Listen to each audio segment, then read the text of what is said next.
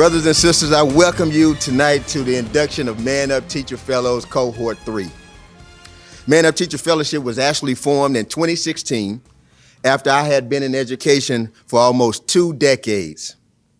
After nearly 20 years in education in urban and rural schools, and having worked with educators from around the country and the world, there was a noticeable absence of Black and brown men in schools that became more and more troubling to me, to the point that it made finding sleep nearly impossible. Couple this with nearly every discussion with everyone that I talked to was about closing the achievement gap, confronting and changing the inequities that make access to quality public education far too difficult for too many children, especially children of color. I didn't know how we would do it, but I knew it had to be done, and that it would cost money to do it. I knew that it would be important to elevate the narrative about the need for more male teachers of color in pre-K through 12 classrooms, while pushing an agenda to challenge the community to invest in this work to transform the face of public education. Here we are 3 years later, and after tonight, we'll have over 50 men that we've supported through ManUp Teacher Fellowship.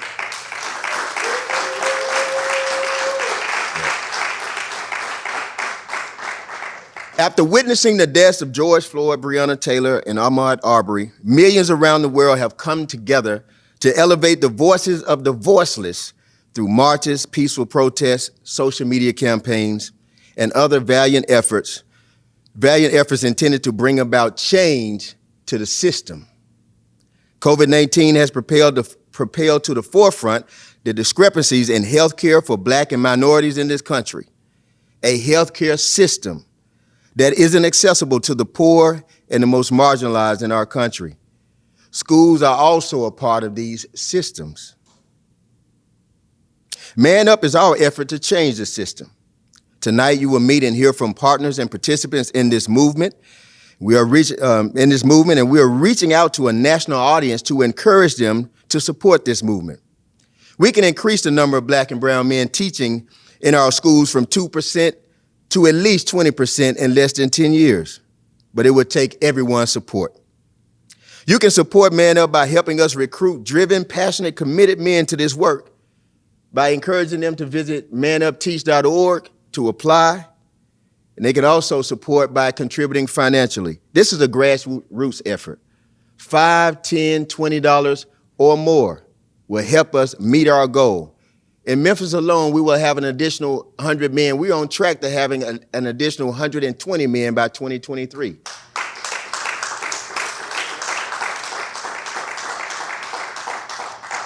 Our goal is to grow to 2 additional cities next fall. There are a number of cities that have reached out with interest. While they're reaching out with interest, I'm encouraging them to also reach broader to ask those who say they believe that this work matters to support this work financially. A local reporter just asked me yesterday, why are more people talking about ManUp and movements such as this? My response, you see, too many of our schools didn't even notice us when we were students in the classroom. So they certainly don't notice us when we're absent as teachers in the classroom. This is why we must choose to man up. We must choose to say we can do better. We must make the conscious decision to be a part of the solution and not simply point at the problem. We must do this for ourselves, for our students, and for our community. We must choose to do this because each of us are simply one decision away from a totally different life. And tonight I congratulate you for choosing to man up.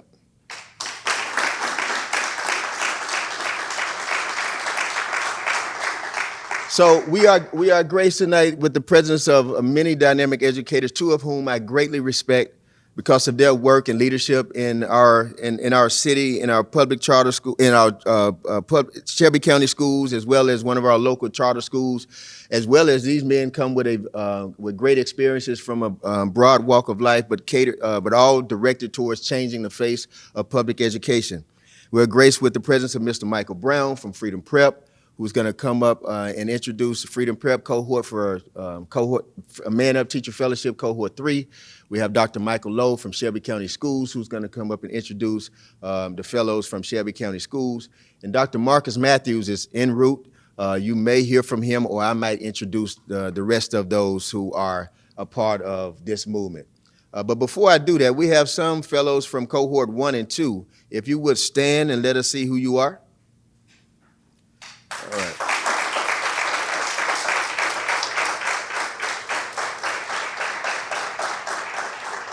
Thank you, brothers.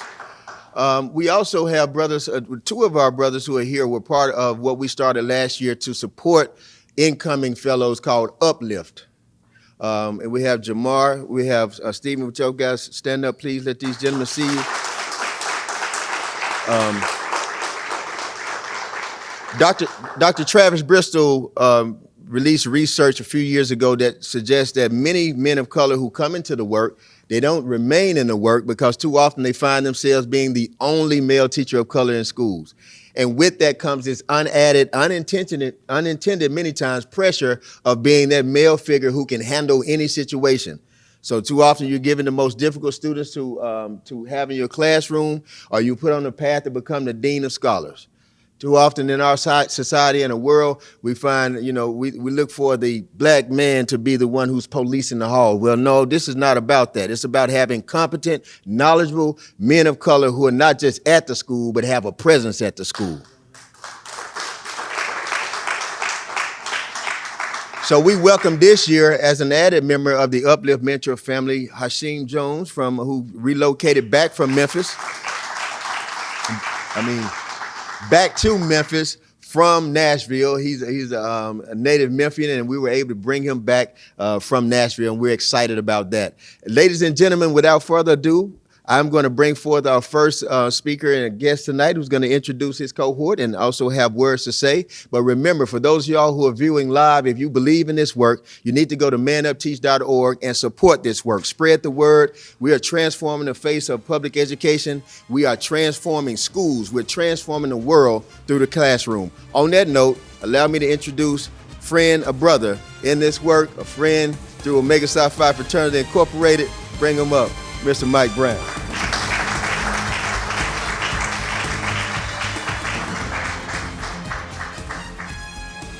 We're trying to make sure that we stay healthy, and so we're getting used to this new world. And so I want to speak without my mask on because I want to make sure that that my words don't get mumbled. Is that all right? All right. First, good evening, and let me say it's amazing, and I do not take this moment lightly because there was once upon a time when we were kidnapped and brought to this country. They made education illegal for people in this room. And so the fact that a few years ago it was illegal for us to learn how to read and write, and now the fact that we're here as a group of black men and black women speaking on behalf of education is amazing. And that is a testament to what our ancestors did to get us here.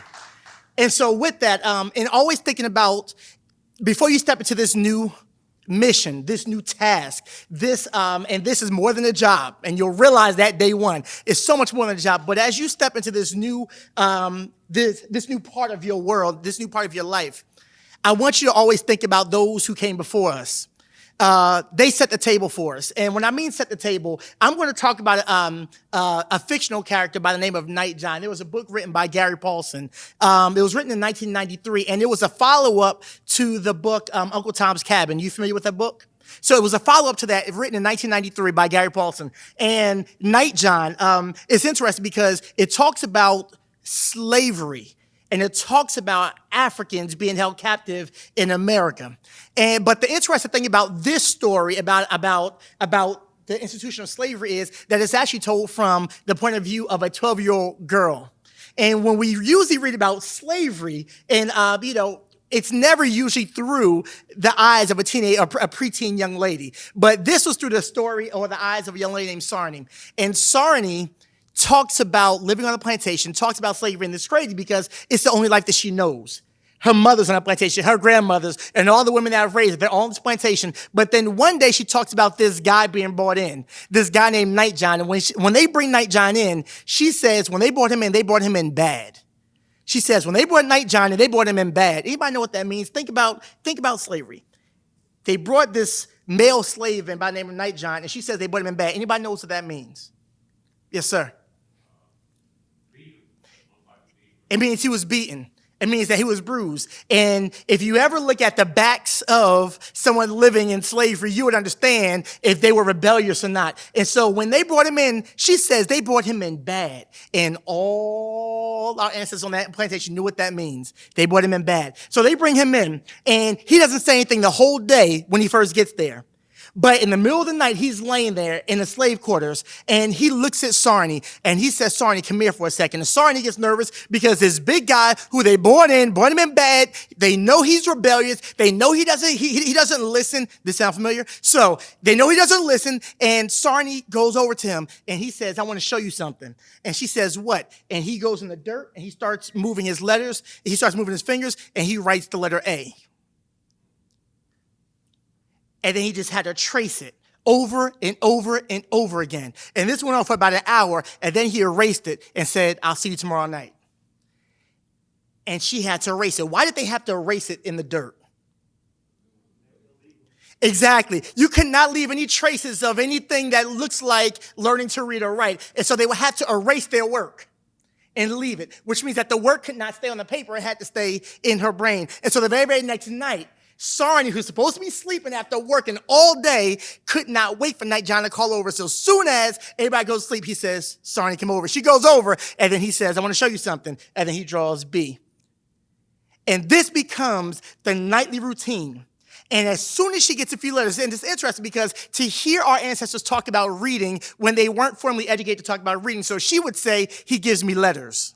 That's how she would say. She wasn't saying, he's teaching me how to read and write. She would say, he gives me letters. And so every night, she's looking to get letters. And then when she starts putting a few of them together, she starts understanding how they work together. And this is what Nightjohn did every night until Nightjohn is no longer there.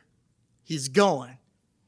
And Sarnie's like, he told me that there were a bunch of letters, and I only have a little bit of them, and he left me. And so she's feeling abandonment, and she's feeling like he's left her forever. And then you realize that months later, Nightjohn comes back in the middle of the night, and he says, Sarnie, I want you to come with me.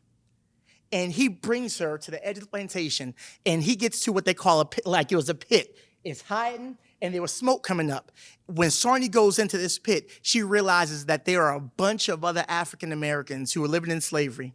And they were all sitting there, and they were having school in this pit. Nightjohn called it a pit school.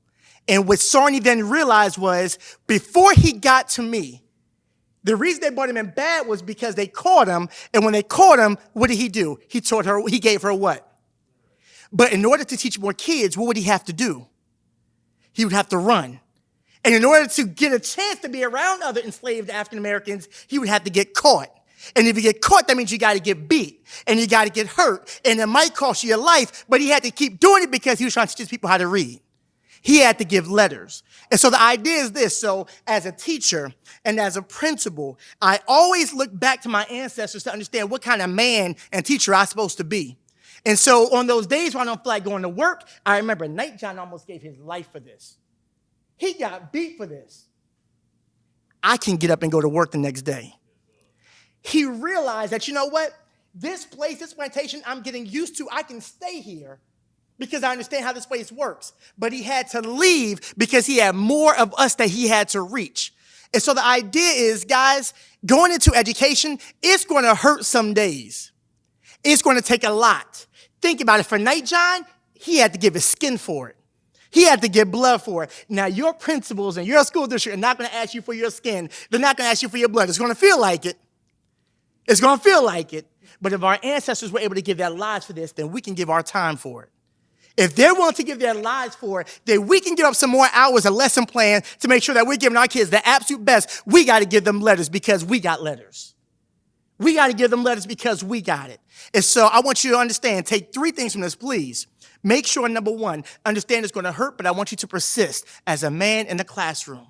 Number 2, go wherever you're needed and don't stay where you're comfortable. You are so needed by so many kids, and people will give you more money because you do good work.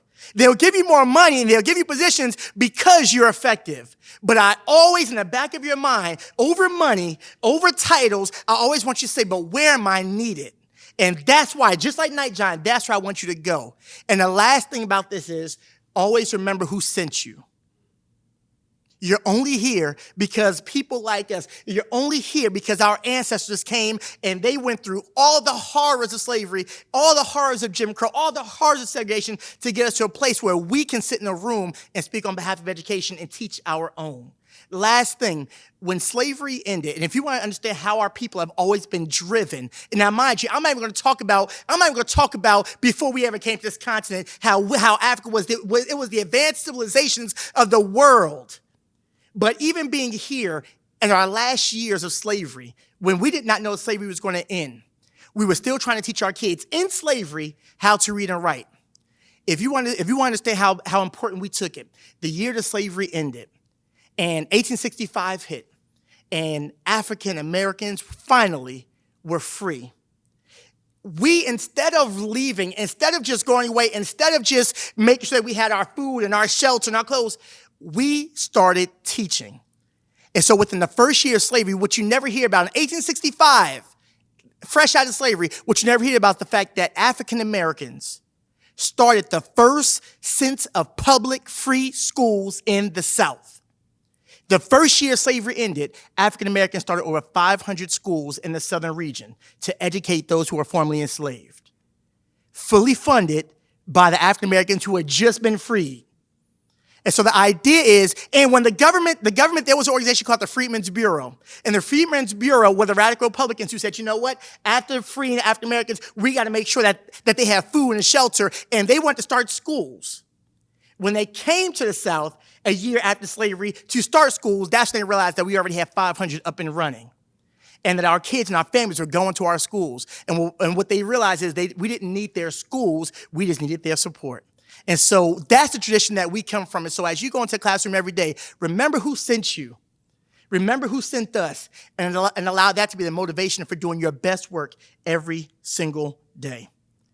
I'm going to stop there. And I want to tell you, and I want to announce our Freedom Prep ManUp Fellows for this year. I am so proud of Dr. Washington. I remember when Dr. Washington was planning this program, before there was a plan, before there was a program, before there was anything about how many fellows, he said, we got to get more of our men in the classroom. He said, because no matter where they are, they're leading kids. I want them in our schools leading kids. And so I remember when he's planning this program, and then 3 years later to see so many young men coming through this program. At Freedom Prep, we've had 11 already. And we're going to continue to be a partner of ManUp. So when I call your name, please come up, and I want you to bring your shirt. All those who were at Freedom Prep, thank you for your service and for what you've done and what you continue to do for our kids. Our kids will never forget you, and what you've done for their lives, it will always be felt. And for our new ones who are joining the Freedom Prep family, first, please give a round of applause to Mr. Tony Girder.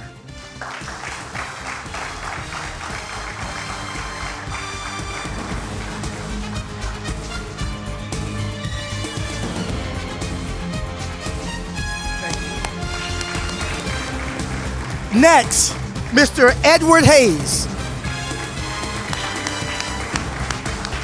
These gentlemen have been in professional development for the last 3 weeks, going hard. Welcome to Freedom Prep. Take your mask down so you get the picture.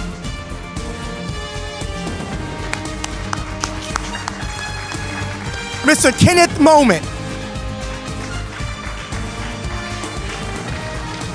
Mr. Ralph Thomas.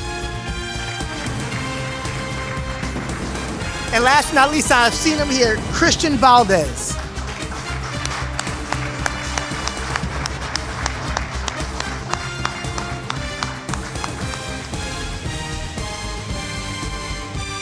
Welcome to Freedom Prep, and welcome to this wonderful field of education. Thank you, guys.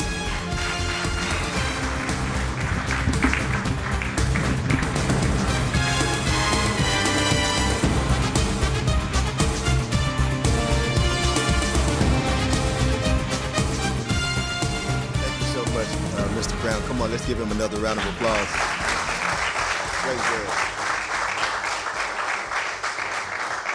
Thank you for that history lesson. I love the story. So, hey, that's awesome, brother. Again, thank you all for being here. Remember, I want you all to spread the word about this work, spread the word about the movement, tag, put it out there on all of your social media platforms. Encourage your family, your friends, your places of business, faith-based organizations. Tell them, look, you need to support this work. You need to support the movement. If we want to transform our communities, we can't just put money. It's fine, support what you support, but we know that education has always been the means of community transformation. So tell them, manupteach.org is where you go to find out more. I'm now happy and proud to bring up another brother, another friend in education for many, many years, who leading the initiative at Shelby County Schools, All Boys Need Us, an initiative that Dr. Ray and Dr. Lowe started, I believe, last year. And Dr. Lowe is a dear friend, and we've been working together to find these men, place these men, and also figure out how both ManUp and Shelby County Schools can work together to do this collective work, because at the end of the day, you know, whether you're in a charter or whether you're in ASD or wherever, if we're serious about this work to the point of where we look beyond where you're located for a greater cause and for a greater means. And so on that note, thank you, Dr. Mike Lowe.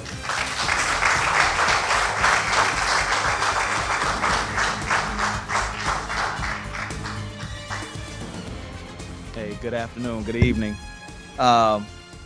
Very powerful, very poignant words. I just want to say that in this work, I know with Dr. Washington, we went to graduate school together, and I know that he and I both come from a place of knowing the value of having brothers in the classroom, black and brown men in the classroom. I'm just going to lay this on you and just want you to understand that it's important for us to know how to be a mirror and a window. A mirror and a window. Many of our young people, whether it's a young lady or a young man, they need to see representation. It's very important to see people that look like you, what we mean by being a mirror, and we also need to be windows for our young people. What I mean by windows is seeing that they see somebody that looks like them, and they also see the possibility of what they can be, the window they can jump out of. So I just want to encourage all of our brothers here, all of our men of color, to know that you are powerful, especially in times like this. As you know, everybody is announcing, we just announced today we're going to virtual learning. I'm going to say this. There is an attack on public education, and this virus really is affecting our communities the most, the minoritized and the marginalized.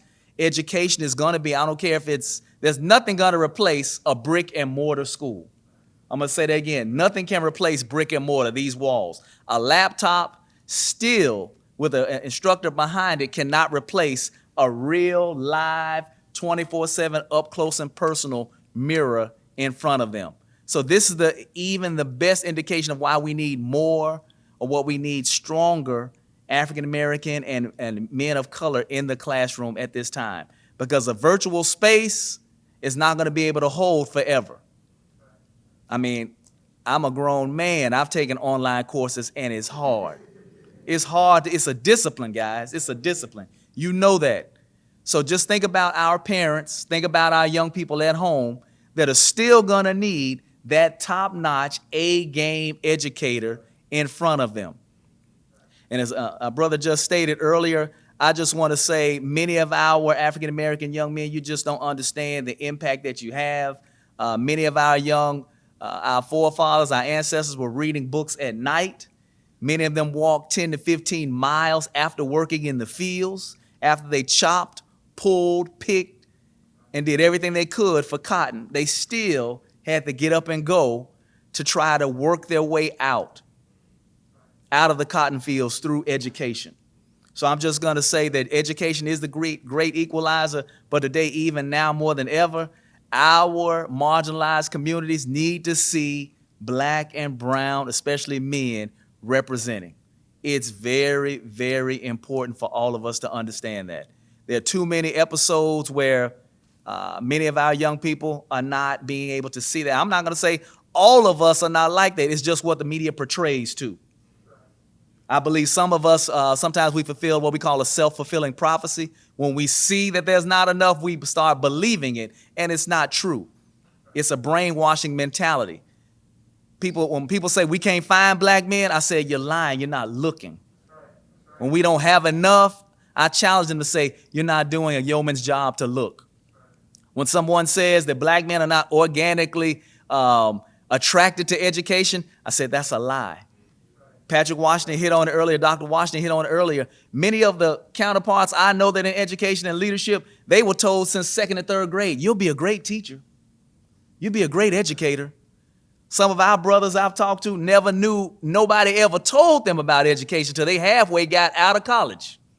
So if you've been told since 2nd or 3rd grade, or you played school at an early age and your teacher, you'll be a great teacher, how can someone know right when they get out of college that education is an option for them? And they've been told that later on. So you guys are here. We're going to grow where we're planted. We're going to continue to harvest this crop. And because education matters, teaching matters. And I'm just going to say I am very happy to announce the cohort for ManUp Teaching Fellowship. I do want to say, plug in Shelby County, we do have our Secure the Chalk Fellowship, which is in partnership with ManUp. We're on our goal this year to recruit 50 African-American male teachers and Hispanic and Latino teachers for grades K through 5. We're recruiting for grades K through 5. So we're finding that a lot of our young men say they have had a black male teacher, but it's their coach. They didn't have one in elementary school. They're taught English. They're taught mathematics. They're taught history. So we're trying to get them to see at a younger age that they have representation. They have men that look just like them. So without further ado, I just want to announce these young brothers coming up to represent Shelby County Schools. I believe this is K.O. Moore.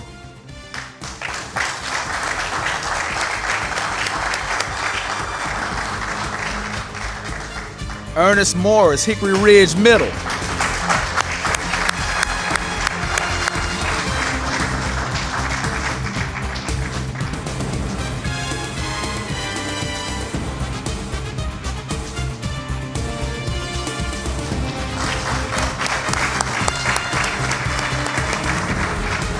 Mr. Stephen Payne, Kingsbury Middle School.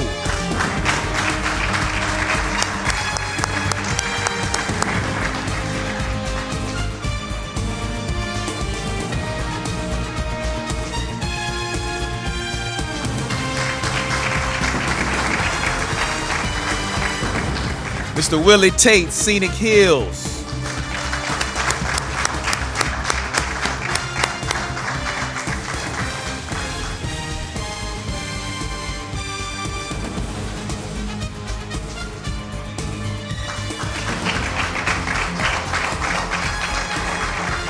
And last but not least, at Cordova High School, Davinio Warner. Davinio Warner.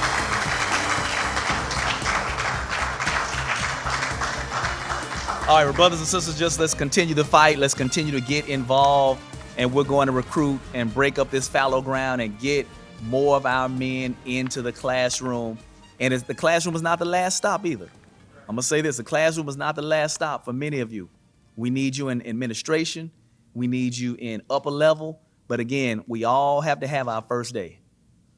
So don't ever forget that. I had my first day of school, Ross Elementary, 1997. I taught in a portable, 5th grade. Smelled like mothballs, had cats running in and out. But I got it done, and I was glad and grateful. When I got that first check, I looked at it, and I said, you know what? I need to go back to school. So I am grateful for the opportunity to stand before you today and never despise small things, small beginnings. Don't ever despise small beginnings. We all got to start somewhere. So I just want to encourage you, keep going, keep fighting.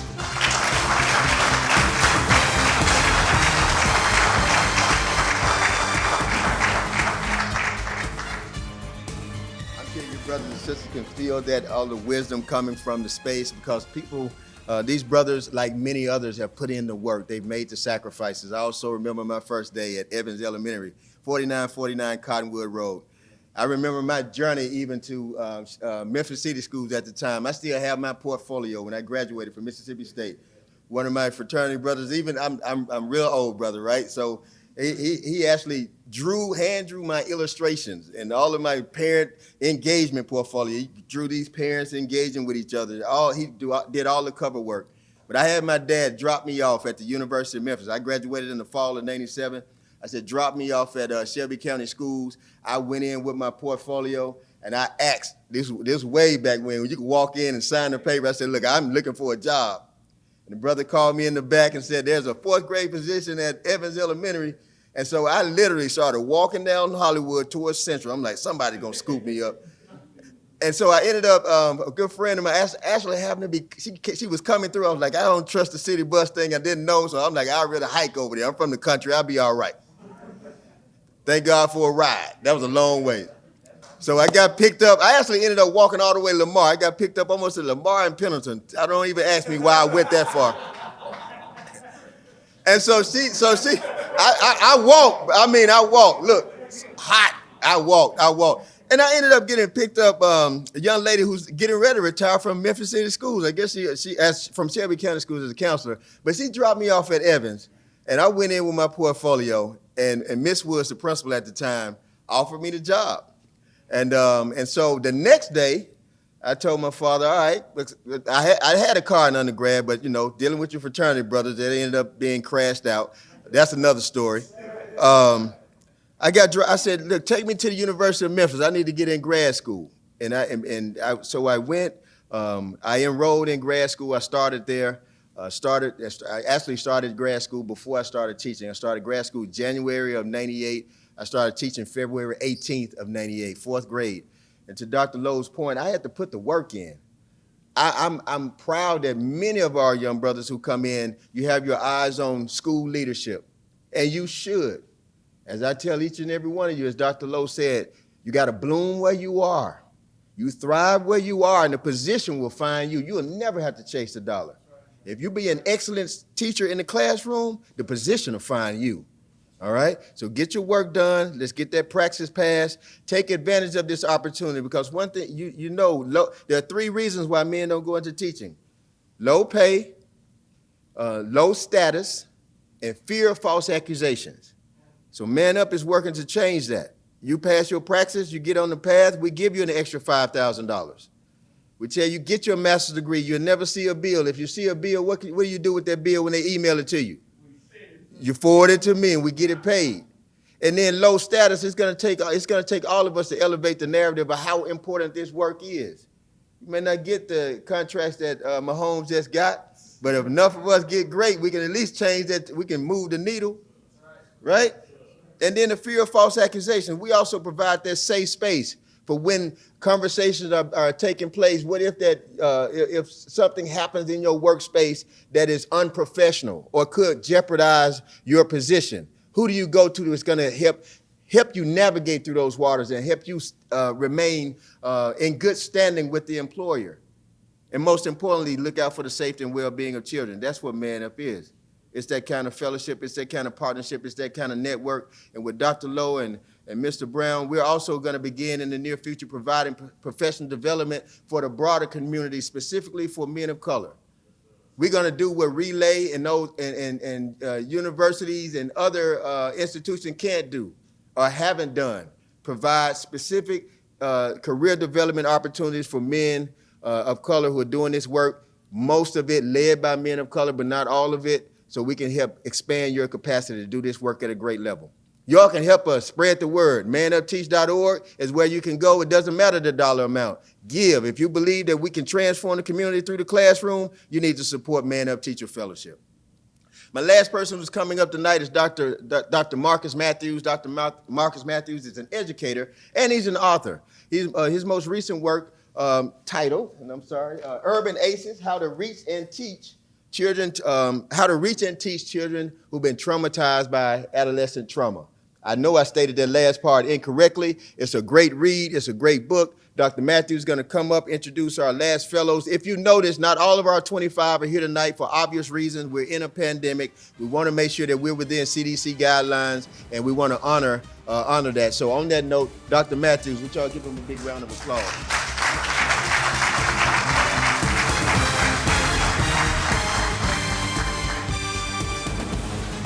Good evening.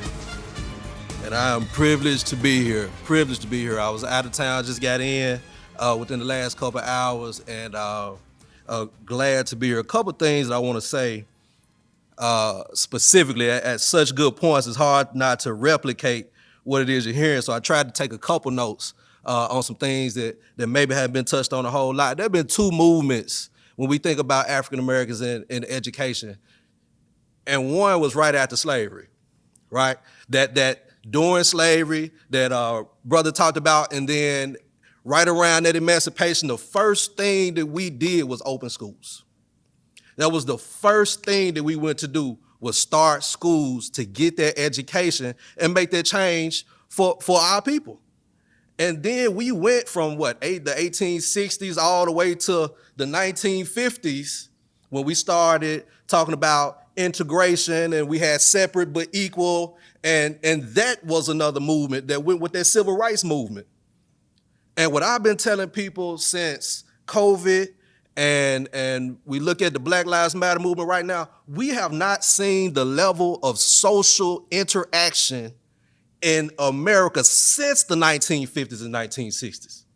Now, of course, the struggle has gone on, right? And there have been great successes, but we have not seen people in the streets like this.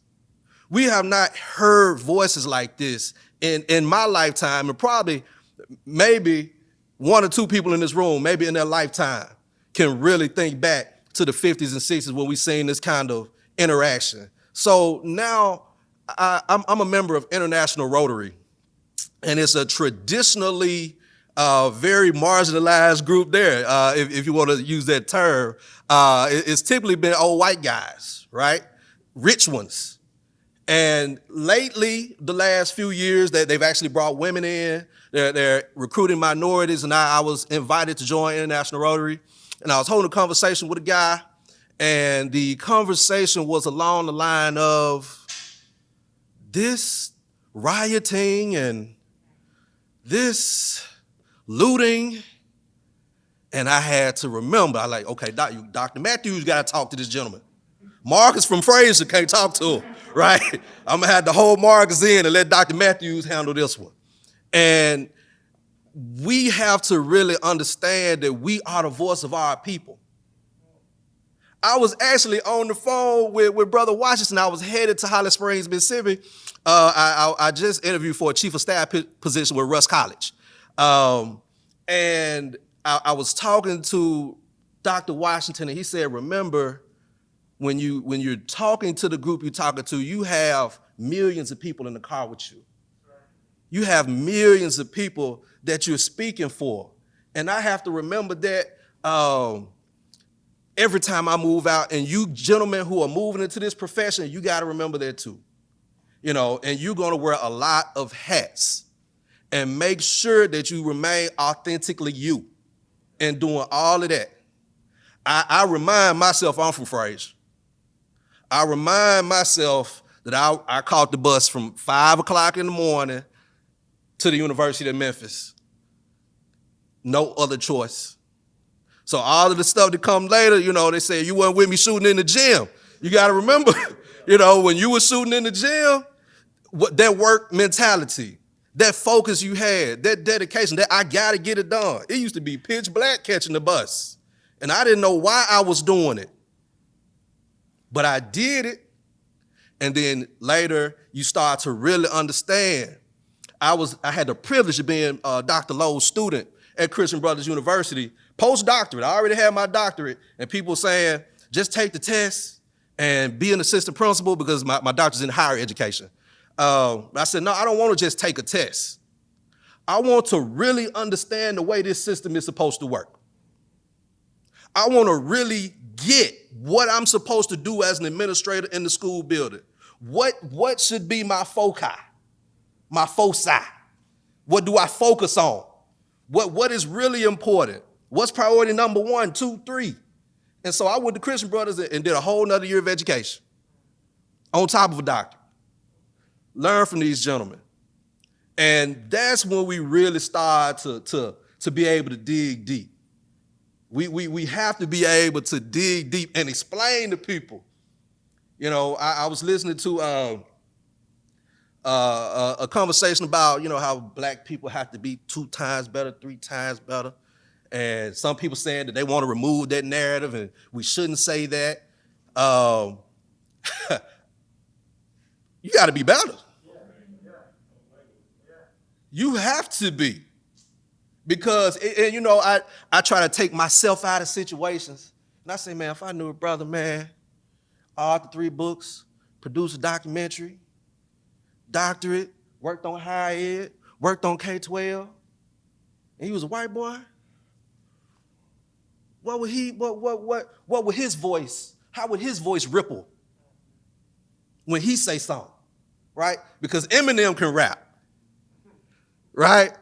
How many MCs would smash Eminem? But because Eminem is Eminem, it's kind of part of it, right? So we have to own who we are. We have to take it to that next level and keep going. Keep going. I started my own foundation because a foundation helped me get through college, right? I started my own publishing company because I got to move my own books. Ain't nobody gonna sell them for me. So I gotta be prepared to do what I have to do and oh man, that resume looks great. It has to. It has to. If not, you're just gonna put me over there with everybody else. And this is a step for you guys. This is one of those steps. I can't say it's your first step, but this is a major step. And continue to just step after step after step, and you lift as you climb. Keep bringing folks with you. He called me, I'm coming, because I know that he has a heart for this work. He is helping people, and that's the last point I want to make. Ask yourself, who are you helping? Who have you helped? I love it when my students come on my Facebook. My first class, I was 24. They were 18. I was teaching seniors. Now they 34. They teaching. They got kids. Dr. Matthews, I remember you were playing that Donny Hathaway and had us writing about what's the meaning of the color yellow. Stuck with them. Make sure you're making that impact. The titles and all of that, man, that is what it is. That don't make you. None of that. That don't make you. Your impact. That's what makes you.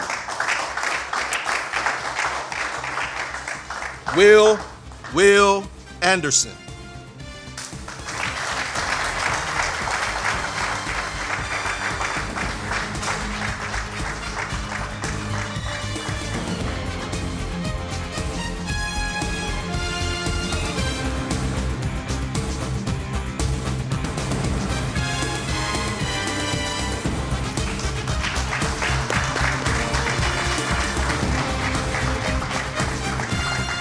Brandon Boone.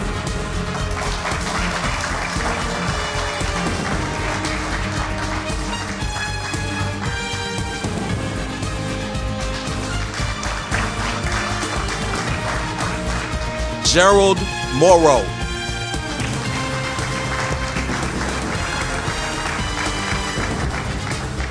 Mario Hoyle.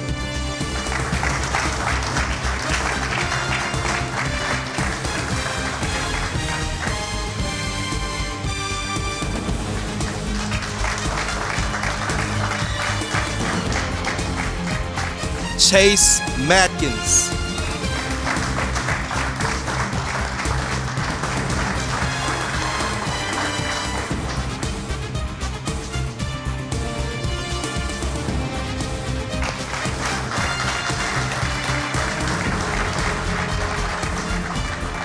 Terry Murden.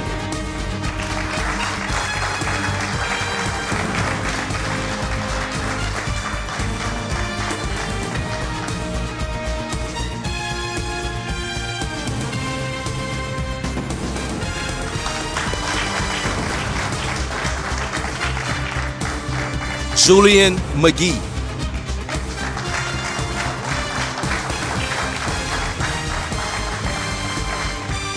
God bless.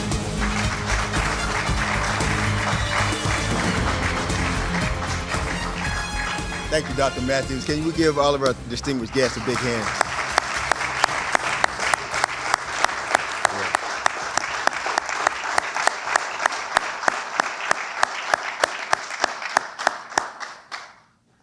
We thank you all for tuning in tonight. Your support of Man Up Teacher Fellowship will go a long way. We can fill our classrooms with men of color. We can transform the world through the classroom. Doesn't matter the size of the support. It just means a lot. It means the most if you do decide to support. You need to share the link, share the information. Man Up Teacher Fellowship is a movement. You can be a part of this movement. This is a social justice movement. It's a movement to close the equity gap. Spread the word. Join us. Man Up.